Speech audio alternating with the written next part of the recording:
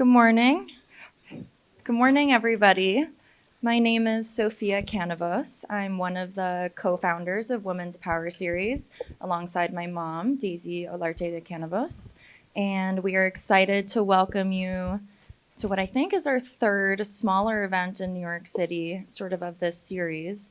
But to give you a bit of background, so we founded this back in 2023 when we felt that we wanted our properties under management to all be activated for International Women's Month.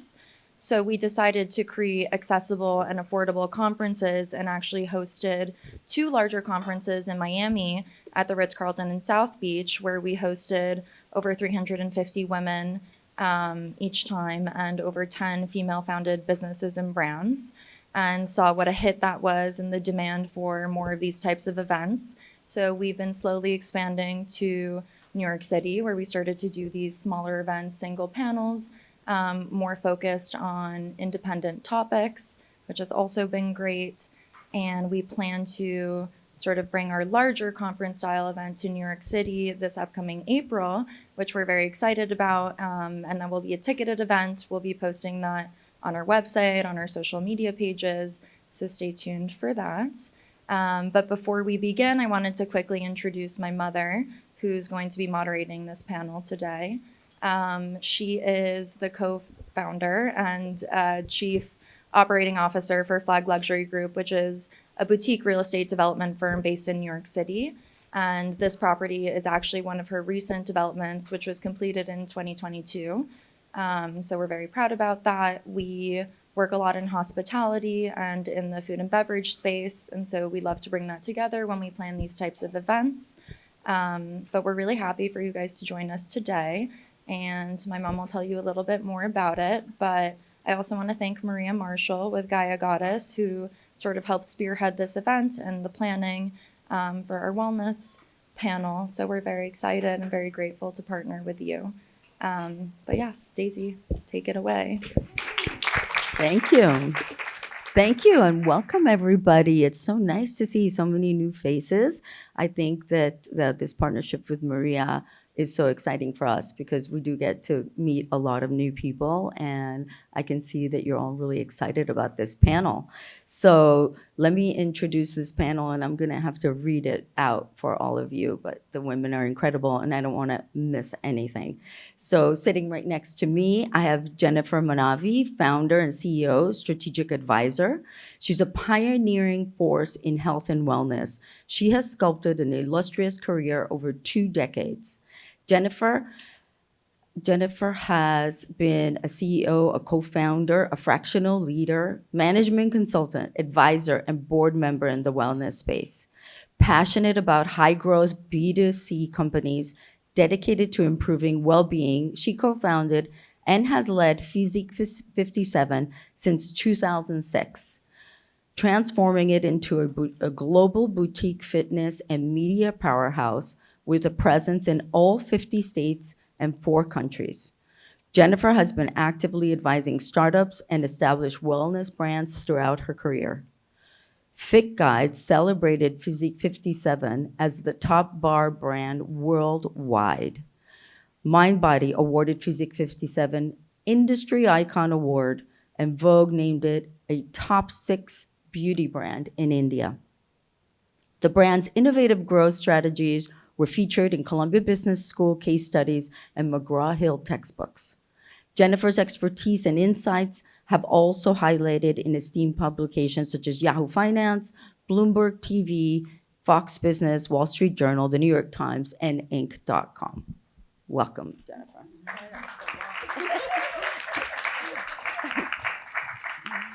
And of course, I want to introduce Maria Marshall, who is the founder and CEO of Gaia Goddess. She has created a global eco-feminine brand that provides diverse women wellness, education, unconditional love, and support as they awaken their power and connect to the healing resources found in nature. At Lotus House in Miami, the nation's first holistic shelter, Maria began her healer's journey volunteering energy healing, Reiki, sound, and meditative techniques. Maria's purpose began to unfold, and her vision of Gaia Goddess as a healing hub for women came into focus. Today, as a successful entrepreneur, healer, speaker, author, and mother of 3 grown children who I love, and they grew up with my children, so we've been close forever. Very excited to say that Maria is expanding her vision with a book and a television series in progress. Welcome, Maria.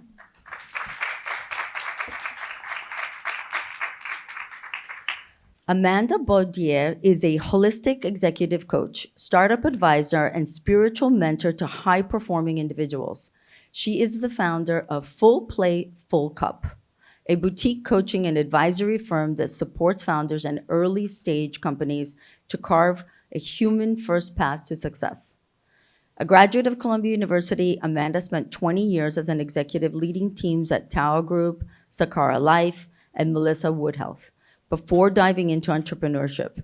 Her own experience with extreme burnout in 2013 fueled her passion for holistic wellness and led her to attain certifications in yoga, meditation, holistic nutrition, MBSR, Reiki, and somatic experience. After 21 years in New York City, Amanda now lives on 20 acres in the Shoganuck Mountains. How do you say that?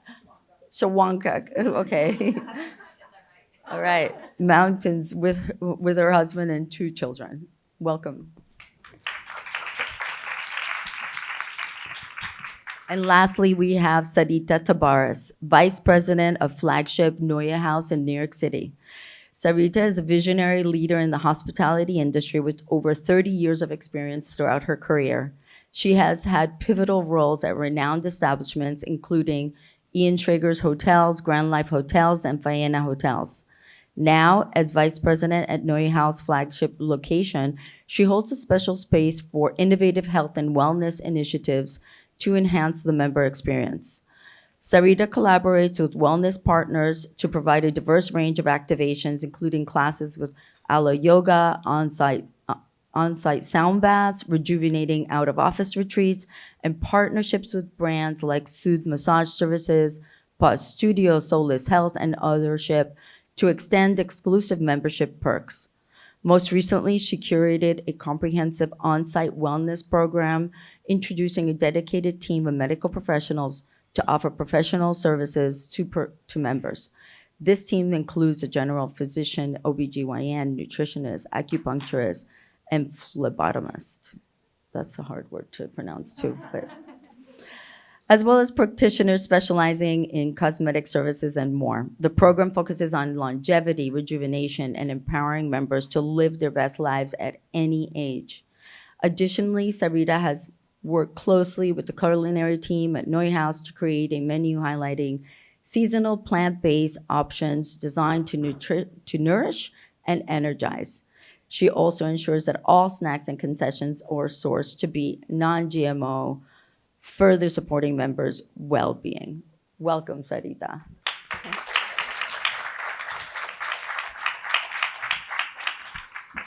And to start today's business and wellness, we thought it would only be fitting to start with a short meditation guided by Maria Marshall.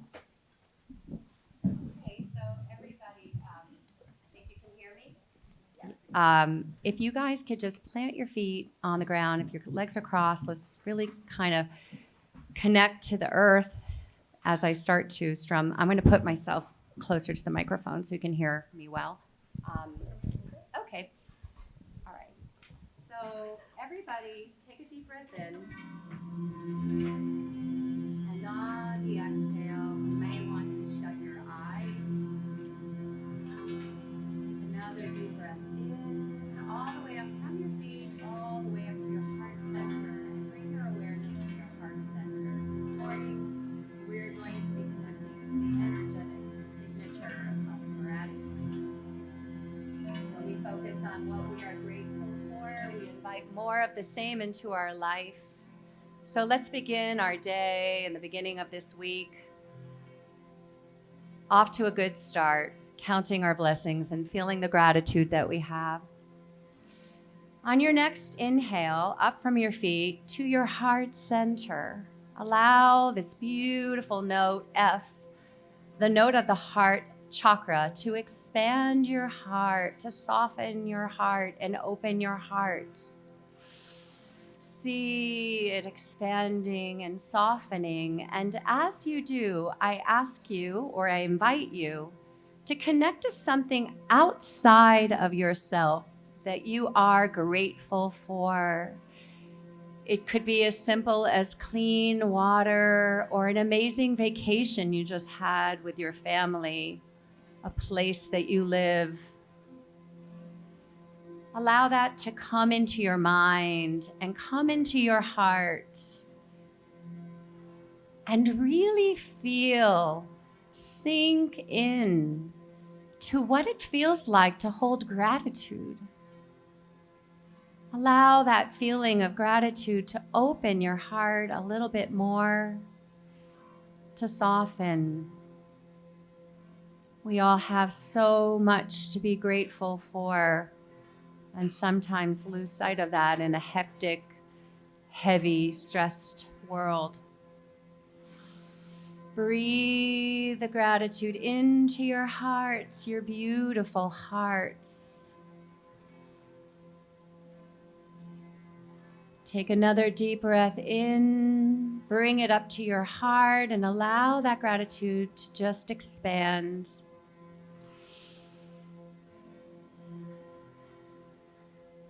And on the next inhale, I invite you to find something about yourself, your beautiful, beautiful being, that you are grateful for.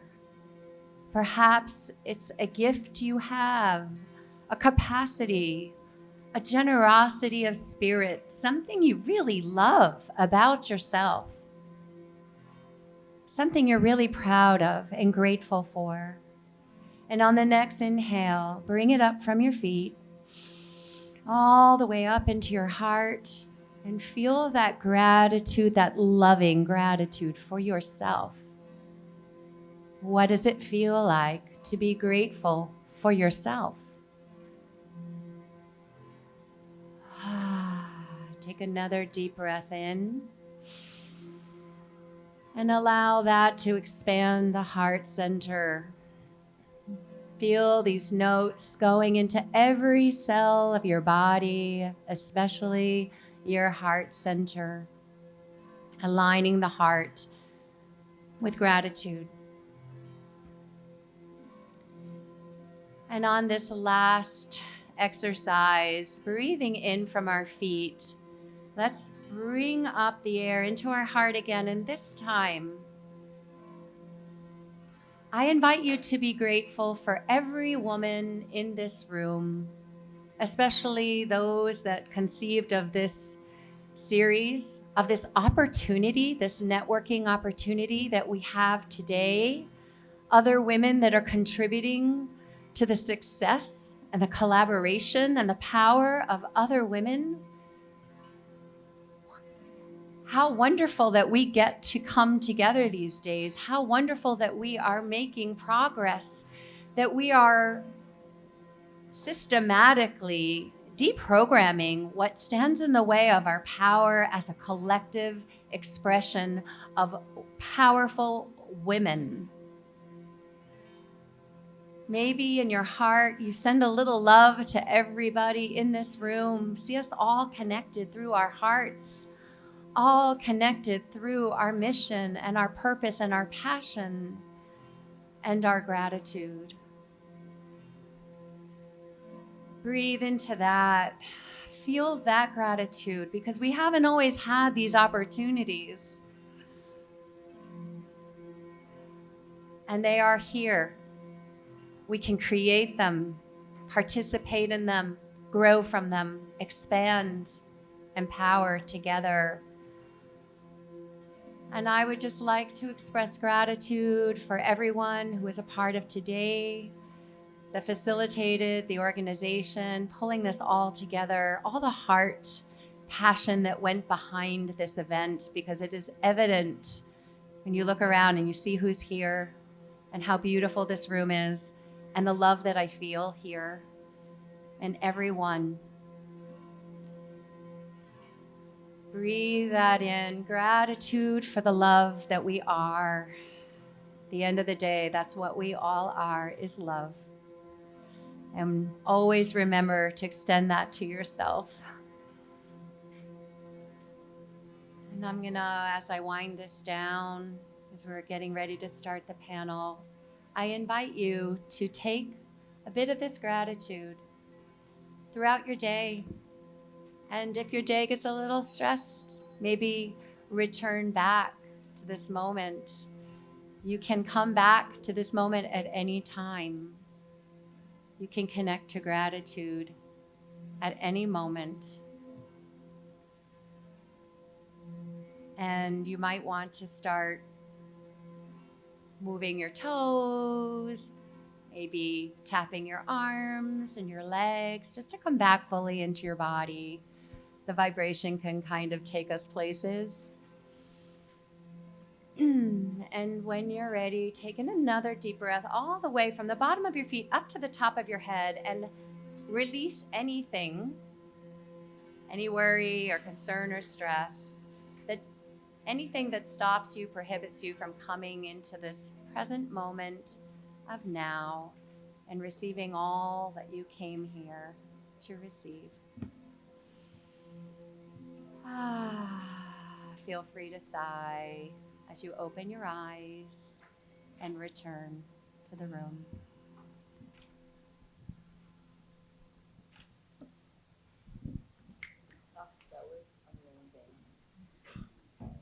What a great way to start the morning, right? We get all this great Jose Andres food and the Gaia Goddess vibes.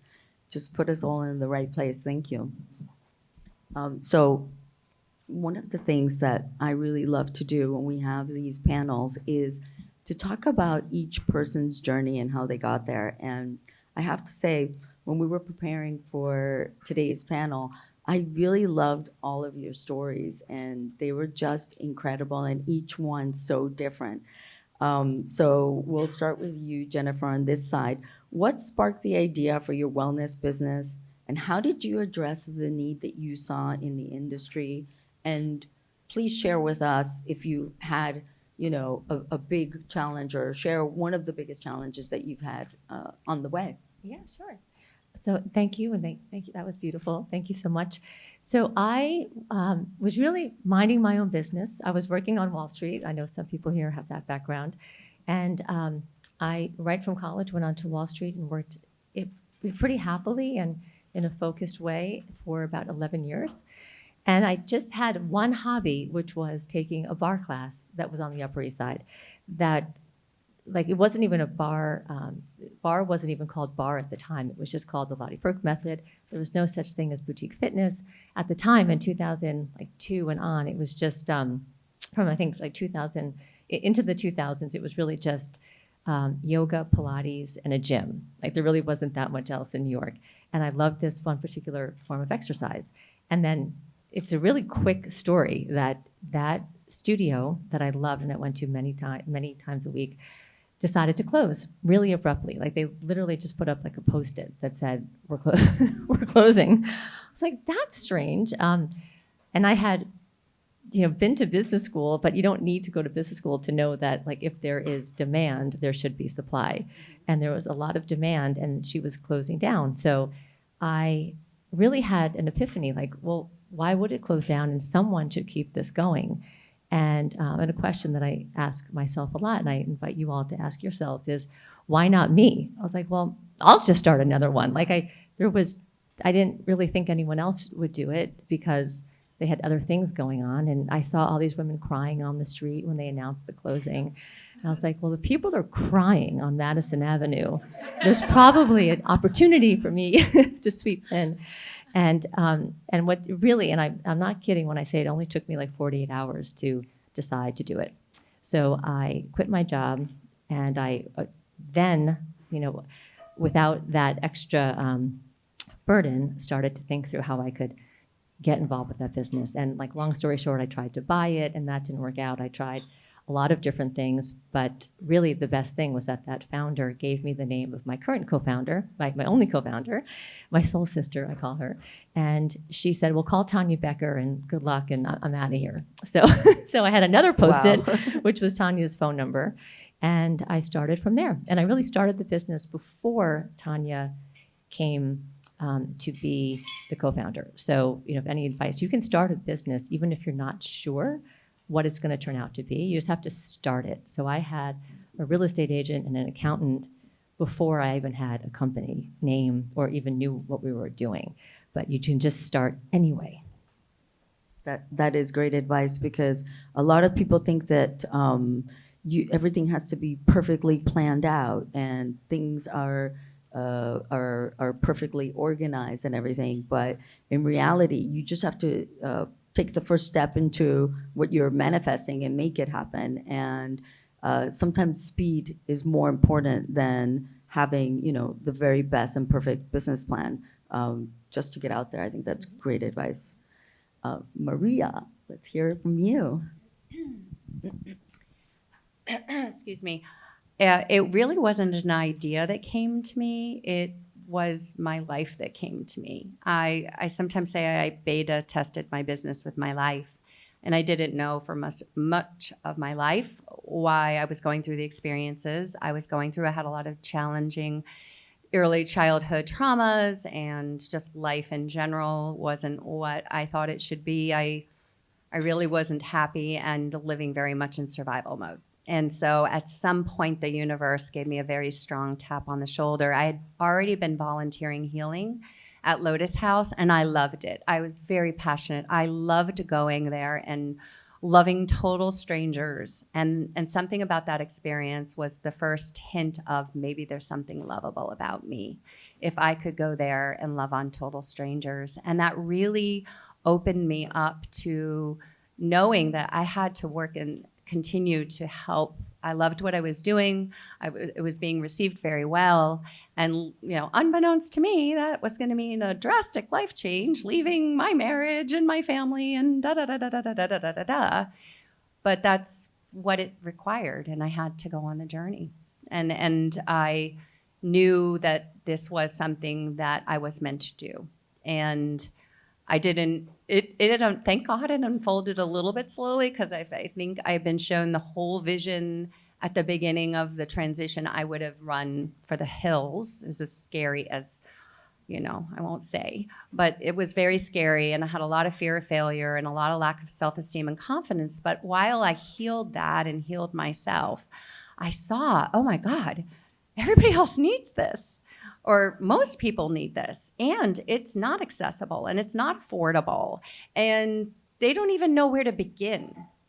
And so I wanted to bring my experiences and others' healers' experiences, because there's so many different ways to heal. There's so many paths, and I wanted to make it accessible, and I wanted to bring the education, I wanted to bring the healing. So we started this on-demand content on mind, body, spirit. And so there's Pilates, and there's strength, and there's pelvic floor exercises after taught by a doula, things for mothers, things for women, like how do we take care of our bodies? And then, of course, we have meditation and breath work and Reiki and all of these different modalities. And I know there'll be more and more and more and more. And we did 3 retreats. I love the in-person events. There's nothing like coming into a room and seeing people shift right before your eyes. And so, there's events, we give workshops, the membership has many, many perks, and it's so affordable. And I feel like it's accessible. I kind of, I achieved what I wanted to do, and there's more to do. And again, it's just been a really exciting journey. I won't say it's been easy.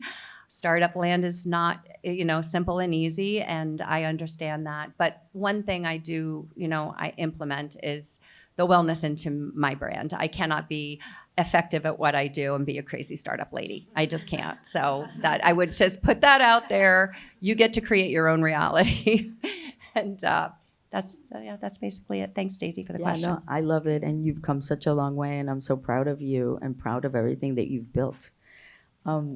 Amanda, you have a really interesting story as well. Yeah. It's very unique, and love to hear that. Yeah, little bits and pieces from each of their stories. I think what is most helpful to share. So in my early career, I was at Tao Group, which some of you probably got drunk in one of their venues at some point. I actually hosted a bunch of parties for Jennifer personally and for Physique 57 holiday parties back in the day.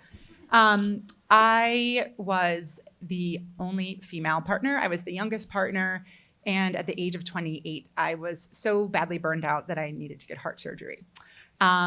It came like a ton of bricks. I really didn't realize that I was that unwell because I was a force of nature and I was able to push through. I was able to really, show up and work 10, 15-hour days, 5 to 6 days a week and just, put my nose to the grindstone. But a very routine doctor checkup revealed that I had such a severe arrhythmia that my heart was skipping every third beat. And there really wasn't anything to account for that. I was a vegan. I was already a certified yoga teacher, if you would believe that.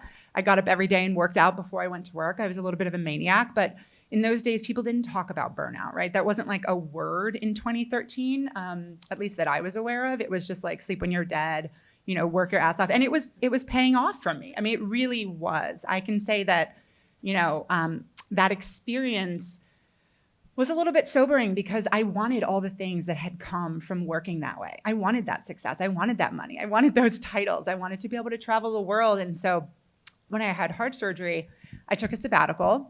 And that was when I got some of the certifications that she listed. MBSR is mindfulness-based stress reduction. That's really where I started because I was like, how do I live? Like, what do I do? Wait, if I'm not working 16, 18-hour days, how do I function? And I really didn't know the answer because I had been going at that pace. I started working at Tao when I was 19. I was a sophomore at Columbia when I started interning for them. And so from that day forward, it was just like I was on a rocket ship. So I got all these different certifications and came back to the world of wellness business, had roles at Sakara and then at Melissa Wood Health. And when I decided to start my own business, it was really because I had had this insider view of the startup founder journey. I had worked with and for like incredible startup founders, people that are idolized, Noah Tepperberg at Tao, Danielle and Whitney at Sakara, and of course, Melissa, these people that are idolized, right? And it's like, how do they do it? And so for me, it was really combining the business acumen. Okay, how do you actually do it? With all of the wellness stuff that kind of keeps you from falling into crazy startup lady mode. But also so that you enjoy it. If you're starting something, it's usually because you love it, because you are passionate and want it to become bigger in the world. And so I don't want people to have to suffer in order to do that. I don't want people to have to, like the Dry Bar founder just wrote that book about how her whole life fell apart building that business. And I think sometimes that happens and needs to happen for that own person's spiritual journey. But I would like to avoid people from feeling like, okay, I have to choose either a happy life, a family, my mental health, or a really big successful business. I do believe there's a path to both, and that's kind of what full plate, full cup means. So, I love that. That's such a great title for your business. Very great. Sarita, tell us about your journey. So there was several different factors. I mean, I had a daughter who just turned 18 and, she graduated from high school and was taking a gap year, and it sort of made me reevaluate as I was coming to that closure, how do I get my life back? I had been overweight. I just lost about 24 pounds recently. And I wanted to try to start taking care of myself. I was like, now I can carve out time for me. And as I was doing that, I was also working with my colleagues at Noya House, who are all here and I adore, and looking out for, our members and just like the need of having accessibility to wellness. And because we start the day at 8 o'clock in the morning and we don't end until 10, we activate the space with breakfast, lunch, dinner. We have a full restaurant. We have multiple events during the day. We have 80,000 square feet and 1,400 members, 100, staffers. And I was just like, we don't have time to go to the doctor. We don't have time to take care of ourselves. We don't have time to work out, even though, they were really trying. I mean, Selma tries to go to spin class like every other day, and Nell over there is going to yoga, and they're really trying to like carve out time to take care of themselves. And I thought, if I could create a space where we can have access and they can just go upstairs and see the OBGYN, or they can go and see the gastroenterologist, or they can, get a meditation or breath work or sound healing or a yoga class or one-on-one training, or maybe they just need a pedicure, manicure, and a facial, like maintenance. I was like, I would benefit from that. I know my members would benefit from that. And that would be, a very unique value proposition for our members. It's an additional, amenity for our members, which is quite compelling. And so we started carving out a space on the second floor that's about 2,000 square feet, and created, a concept of a beautiful wellness, room. But I thought I'd beta test it. So we started in a small, I think it's 200 square feet room. And we have an acupuncturist and some other practitioners that come and visit us Tuesday, Thursday, and then now she's going to come on Wednesday. We just, we have collaborators, and we're not hiring them; they're actually members. So we've included in our membership an OBGYN, a gastroenterologist, and so forth. And going into this business or overall Noya House, the membership concept and so forth. I've had a lot of autonomy, which I'm very, I'm very blessed by. And with my food and beverage team, my director and our culinary team and just the whole team, we were like, how do we like nurture ourselves? And so we've done, fresh juices every day. We've done immune shots every day. Our food and beverage menu is geared towards fueling you. It's healthy for you. You're not going to find baby back ribs on our menu. But we have some, it's very Mediterranean, but it's quite diverse actually. But, it was just like, okay, so everything that we do, we want to be conscious about, our impact on and our footprint on this earth. So it's like, we want to make sure that our purveyors are organic, are seasonal. We want to make sure that they have integrity. We want to feed our bodies the best nutrients, right?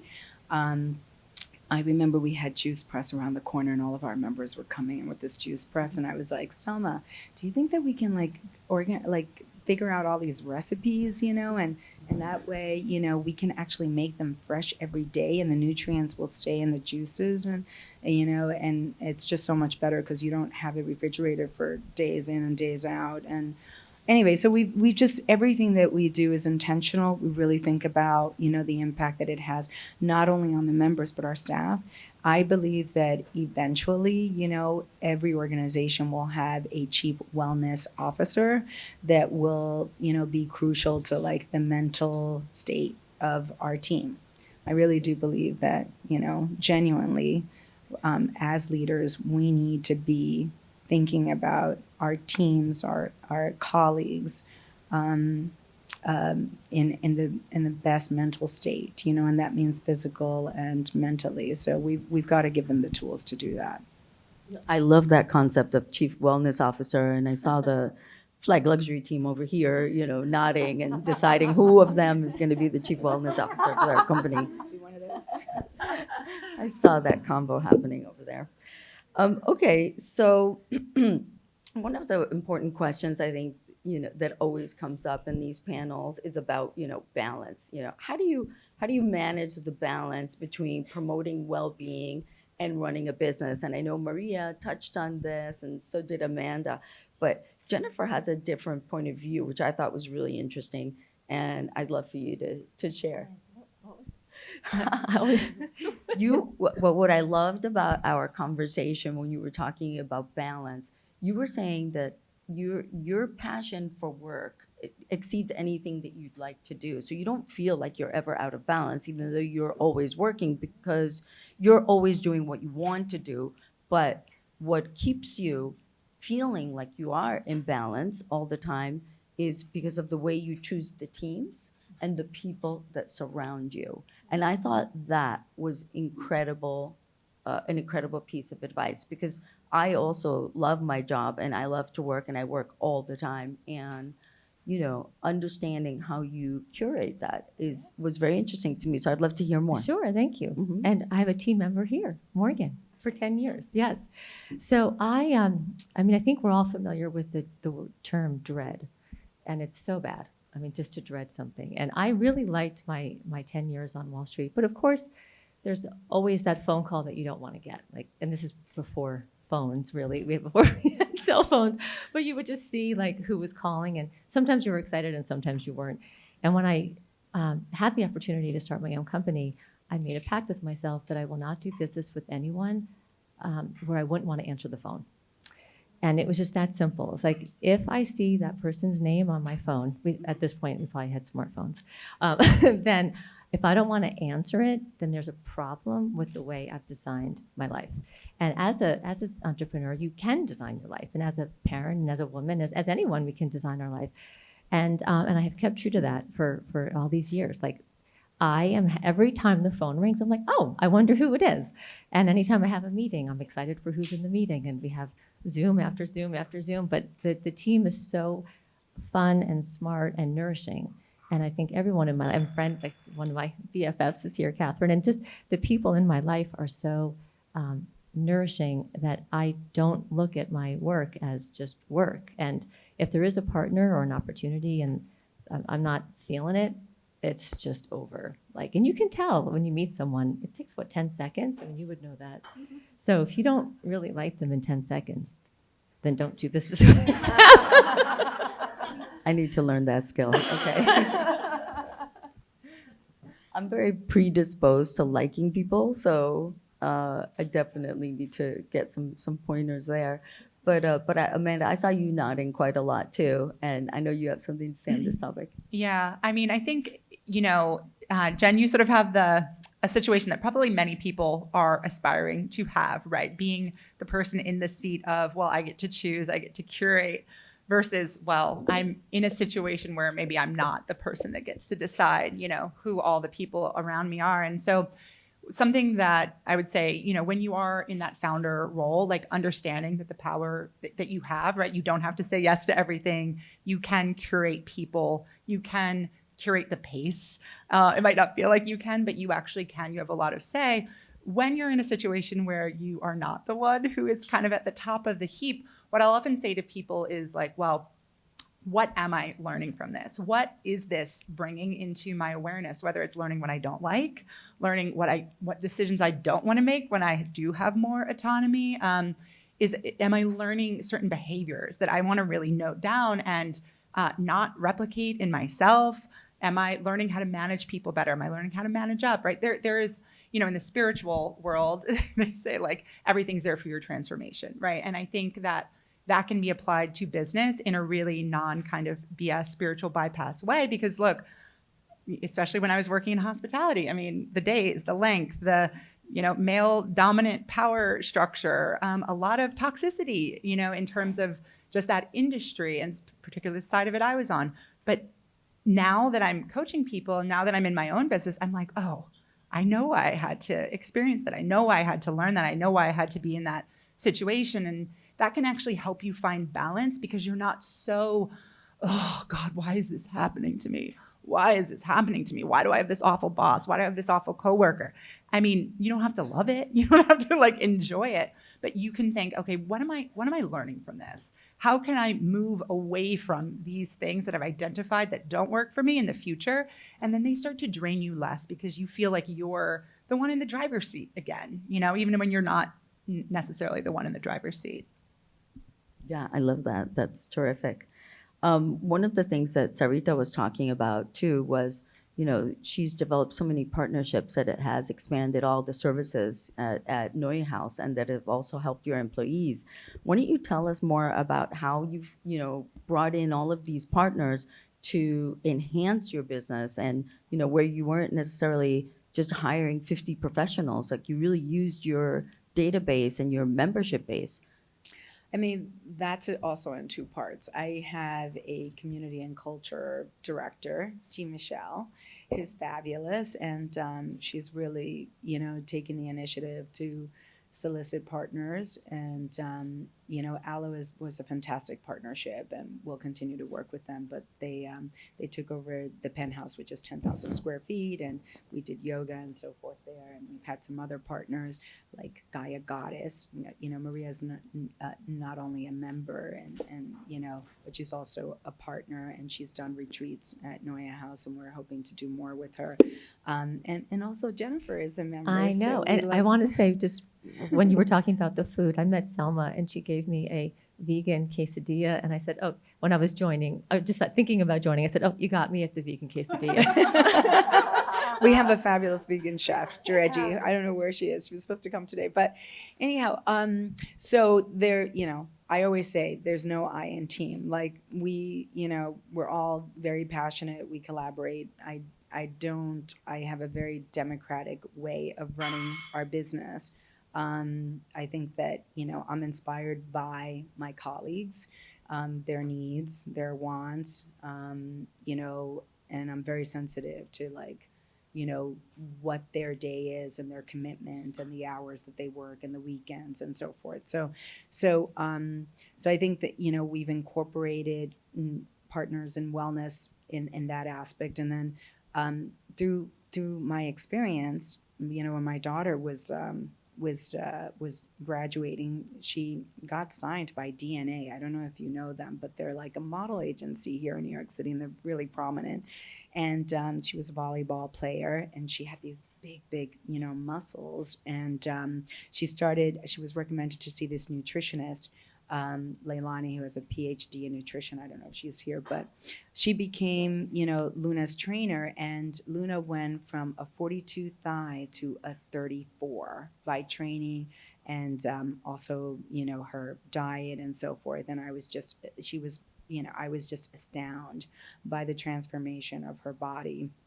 And my daughter became like this great inspiration to me. I was just like, wow, I don't want to be the short, chubby one, standing next to her at a photo op. She's 5'11" and gorgeous. I want to look cute too, So that was really vanity, but true. I just really wanted to I wanted to look cute again, and maybe go out on a date eventually. So that was, that's been, those experiences have led me to meet all of these different, nutritionists and of course Mandy, who's our fabulous publicist with Karen here. They have brought me our OBGYN, our gastroenterologist, our general physician, and our general physician was practicing in Chicago and needed a venue, needed to lease a space, and I was like, I'll give you one. I'll just give you a space and you can take care of not only my team, but you can take care of our members. And he's brilliant and he's so kind, and he's also elevated. He's a spiritual, he's conscientious. So it's I always tell my team that I want to meet everybody on that we want to hire, because I got to make sure that I get a pulse on them. I was like, I don't want any toxic energy, and I just need to make sure that they're okay. But so those are two factors there. Yeah, the energy that a team member brings to the table is so important, and it's so important to have that balance. And it's difficult, but I think that it's a practice that we need to do more of. When we're thinking about our teams and how we hire and who we do business with. I love that. Now going towards navigating the market, Amanda. For anyone looking to start a wellness brand, what's the key to finding and keeping an engaged audience? How do you what kind of advice would you give somebody who's wanting to start a new brand?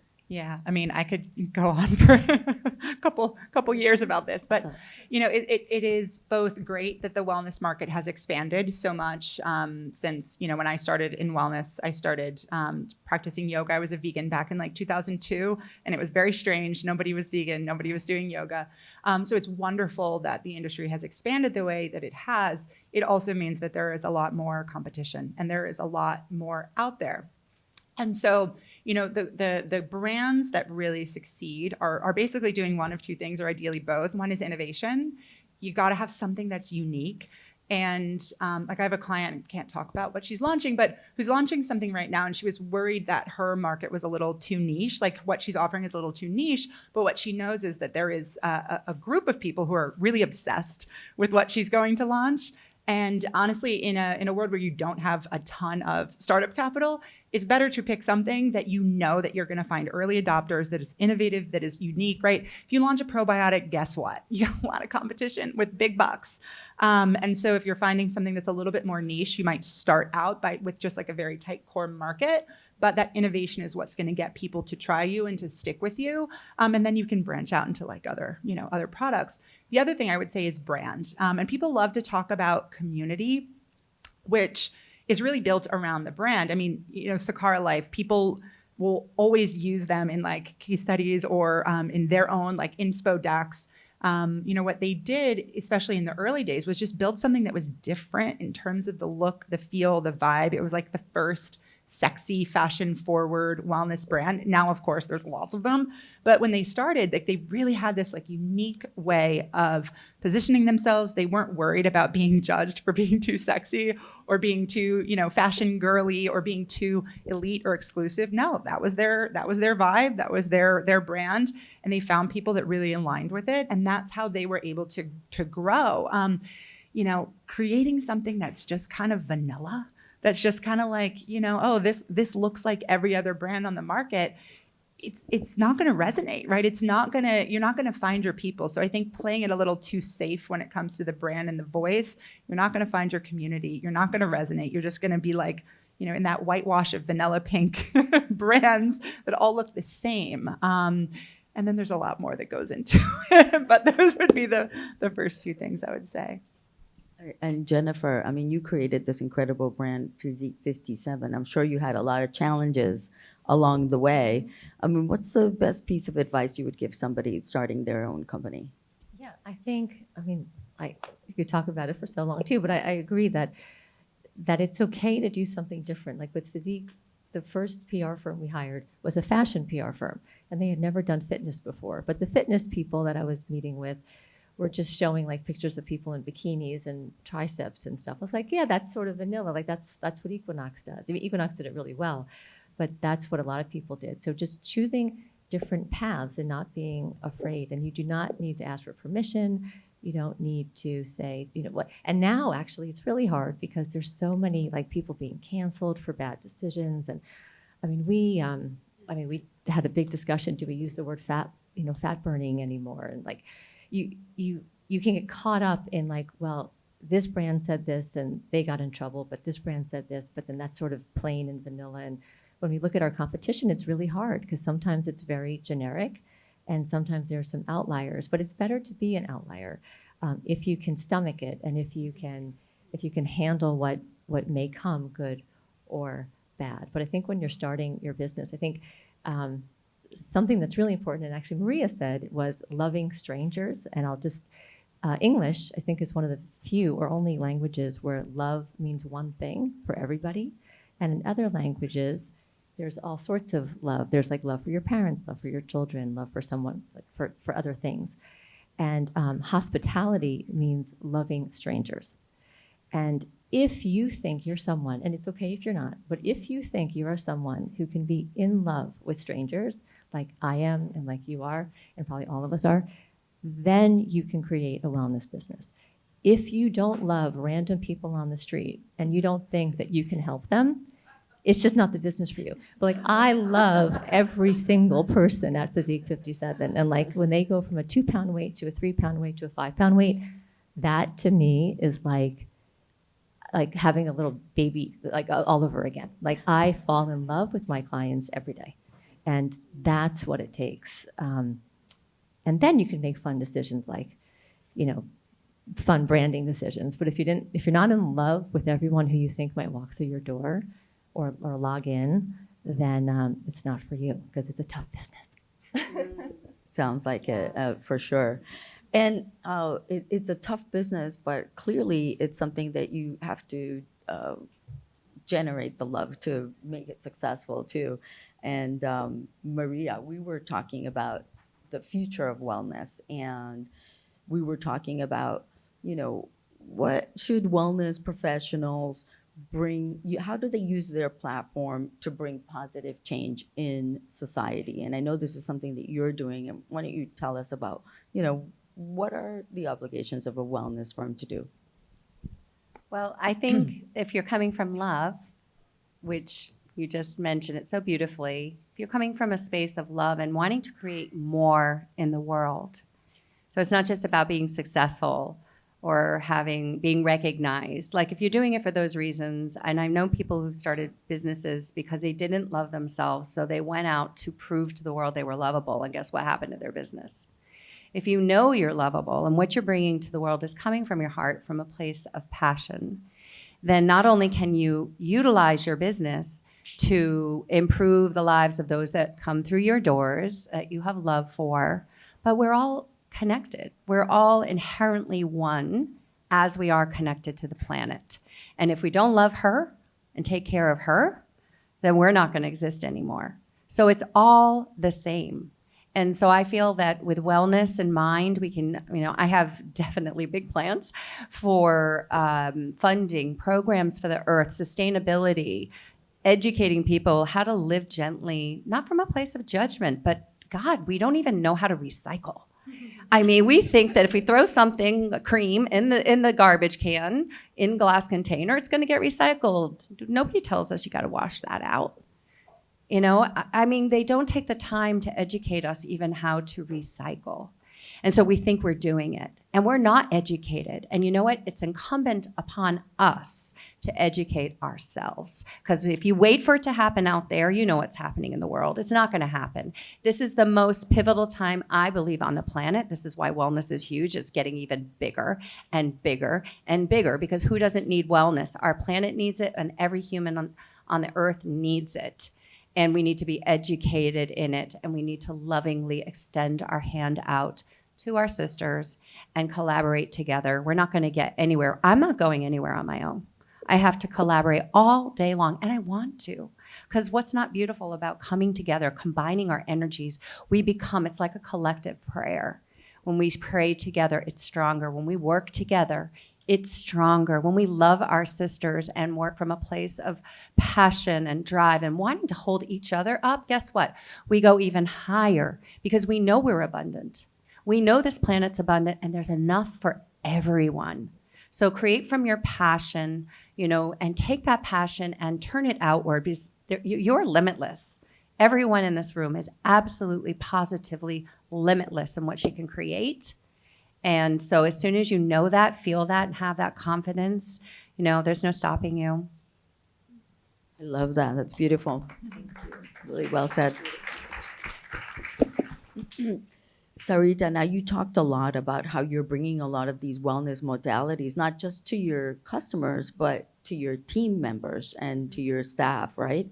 So tell us more about how you incorporate, the values of social change into your work and your business. We breathe a lot. We do.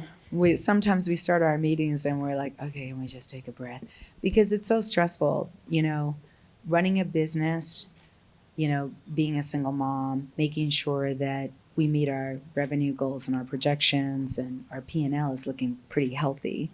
At the end of the day, we're running a business and it has to be profitable, and having the responsibility of making sure that you can maintain everyone on your team, that they have employment, that they have health benefits.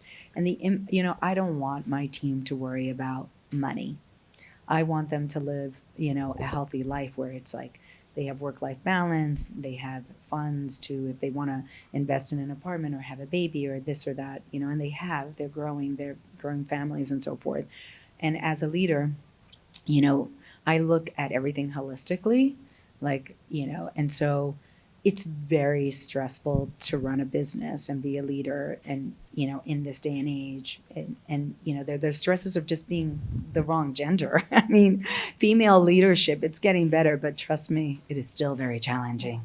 I was born on the Lower East Side, first generation Dominican. I'm a brown girl, if you haven't noticed. So, and I don't have any Ivy League education or anything like that. But I think that having this sensibility and things that I learned very early on from my mother, growing we never had processed food in our house. My daughter never ate processed food. Everything was always organic. My family, they worked in farms. They grew their own food, everything else. I think, you learn these values and you grow with them. And when I came to Noya House, it's almost 4 years now, I just saw this endless opportunity. We were just launching a restaurant. We had renovated this beautiful cinema and podcast studio, and we were taking on different floors. And, we did $6 million worth of renovations in 3 years. And we were working and delivering, $1 million worth of events and food and beverage. And we didn't, we were going through a kitchen renovation. There were just so many stresses that we had to deal with. We really inherited a business it's now 11 years old and had never been maintained. And so we came in, my team has been with me throughout the entire time. We don't really have any turnover. I always tell them, I could stay here for the next 10 years and we still have a ton to do. But I came into this business wide open, and I knew that, I needed them, in order to be successful, and they needed to be happy and passionate and driven, and they needed to be given the opportunity to what I call play. So I always tell them, go play with that, go figure it out, go have fun with that, go. It's kind of one of my things. I'm like, go play, and it gives them an opportunity and the empowerment to explore and collaborate with one another and come back to me with ideas. And it's a very nourishing environment. We have a strong female presence, and we love our boys, but we have a strong female presence. And for somehow we've hired a ton of Aries. So we have this driven rock star, sometimes a little alpha, but all good. I think, we raise the vibration every day. We challenge one another. We collaborate. We advocate for what we want. We have difficult conversations that bring progress, and there is a mutual respect. So I think that, going back to your question, as a leader, my role is to really, is really driven by them. They are my inspiration. My members are my inspiration. I see the need and I fill the void. That's all I can do as a leader. That's how I get my job done. They're the ones that tell me what to do. They give me a task. Each one of them tells me, I need. Sometimes I go, I can't today, but they have a list of things that they need, and it's my job to deliver. Yeah, listening is a powerful tool. Yeah, that was really great. We're getting towards the end of our session, but I don't want to end this without asking you all one important question. We all have mentors or people that we've admired that we've sought out to become more like. My mentor is actually here in the audience, Norma Becker, my sister. She's always a person that I look up to. Nobody has the kind of work ethic that she does. During college, she actually worked the 11 to 7 graveyard shift, 40 hours a week, and went to college full time and had a 3.9 GPA. So she's incredible. I don't do anything without her. And I'd love to hear from each one of you. Who is a mentor? Who was a great mentor to you, or who inspired you on your journey? Yeah, it's I don't really have one person. I think our industry was so new when it started. We really helped to create the category, so there wasn't anyone doing this also. But there are definitely, did have an official advisor for a long time that I'm still very good friends with, and he just had a great way of asking me questions and making me think. And worked with Tanya, my co-founder. We were always like putting our head down every time, like rubbing our temples when he would ask us questions. I think I would say the people I've learned so much from, going back to what Sarita was saying, is the people on my team. And there's a big age diversity. So I'm the oldest person at the company. And there are from 22 up. But I learned so much just listening to these different age groups and what they're going through, and how it's not like I'm 100, but life is really different. Like the rate of change in the world is very fast.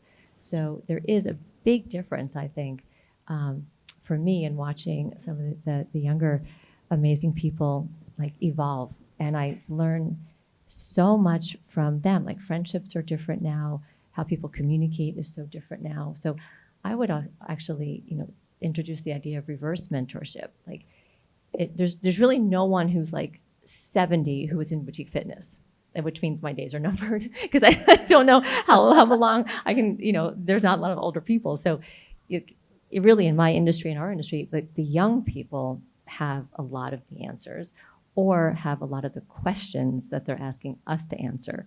And so I would say looking at the younger people is probably, for me, more influential and more motivating and just generally more interesting than looking out to the outside world. That's terrific. Interesting. How about you, Maria? Well, it's hard. Well, I'll explain why I don't have a mentor. Because basically, I met my husband at 23. I was working, got pregnant with twins, a high risk pregnancy. He wanted, me to be a stay-home mom. I wanted to be a stay-home mom. I loved it. I had no idea I'd be working in this kind of industry, or I had no passion, no dreams of my own. I now know why, but that's for another discussion, maybe in my book. But anyways, 26-year marriage, leave in the middle of a pandemic, close on a new house. I'm alone in Connecticut. And that's when this idea, this vision comes to me. And so I didn't know other women in business. Of course, I knew Dayssi, but I didn't see her, at work. And I didn't know the first thing about starting a business. I didn't know what it entailed. I'm not keen on social media. Guess what? I have to do it today. But, like learning, I basically have had to learn through my teammates, through just doing it. I've built it from the ground up by just doing it, failing sometimes, making mistake many times. And thank God they all happened early. Like there'll be more, I'm sure. But like I look back on the things that I learned, the mistakes I made, people I maybe shouldn't have brought onto the team. And those were more early on. So like they didn't have a catastrophic effect on the business. And so I'm just really I'm just showing up every day. I think the universe is my mentor because it's just guiding me. It's so funny. I needed somebody in email marketing, didn't know that I needed somebody in email marketing, but we really needed somebody. And literally at dinner with Dayssi and Sophia, hey, if you need somebody in email marketing, da-da-da-da-da-da-da-da-da. And I'm like, are you kidding me? And it's like seems to be the perfect, will be the perfect sort of connection. So, as for mentors, I wish it would be lovely. I do have people I respect. Sarita blows my mind every day. We're good friends, and I'm just listening to her calls, and I'm like, are you kidding me? You are such a powerhouse. Dayssi, when I see not only what she does in her business, but in her life, the way she leads herself with such grace, elegance, and such generosity. She is a champion for people. She is always supporting people. I call her Saint Dayssi. I don't know Jennifer very well, but I have a feeling we're good to get to know each other. And Amanda's my executive coach, so thank God for Amanda. She and I are hanging out for a long time. So I didn't have a mentor, but I'm finding them now, and it's been wonderful. Yeah, I feel very supported. And not everyone's gonna have a mentor, but sometimes you have people that just inspire you, and I love that you shared all of that with us. How about you, Amanda? Yeah, I'll answer this in two ways, and I'll try to be brief because I think both might be helpful. Tara Brach, some of you may know who she is. She is a very, very famous meditation teacher, spiritual teacher. What you might not know is that she also makes a ton of money every year. So I had an opportunity to be in a very intimate 60-person mentorship with Tara in 2021 to 2022. And Tara is someone who's always inspired me, not only because she's significantly older than me, she's in my 70s. She makes me feel like I've got a lot of time to get there. But she is someone who built her career without ever being overly salesy, overly cheesy, overly like, you don't get 72 emails from her a day with like crazy. She's doing things in a way that is not what we see, not what we're taught to do in terms of social media marketing, et cetera. Like she shows up real casual.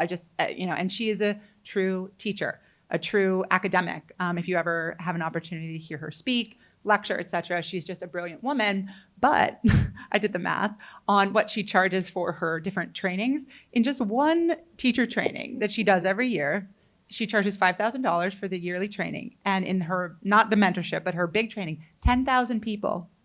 Okay? 10,000 people times $5,000. Do the math.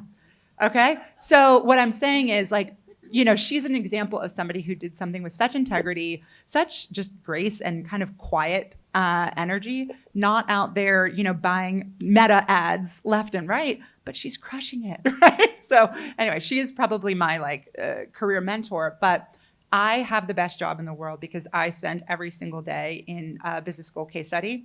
I am deep in the trenches of people's businesses and their lives. And every single person I coach, I'm learning from them as I'm supporting them, because while everybody's journeys are very unique, there's all these similarities and all these patterns that I'm able to kind of connect the dots across. And I coach women, I coach men. I love coaching men. I think it's my way of introducing them to powerful, strong women that they may not have had in their own business careers. But every single person that I work with, I'm learning from them and watching their journey. So I think similar to what both of you said, like we can be mentored consistently and constantly through everyone that we interact with, because everyone has a different, if they came into your life, they probably have something to teach you, especially if they're very connected to you. So I think finding little fragments of people that can be mentors rather than we don't all get a Tara, but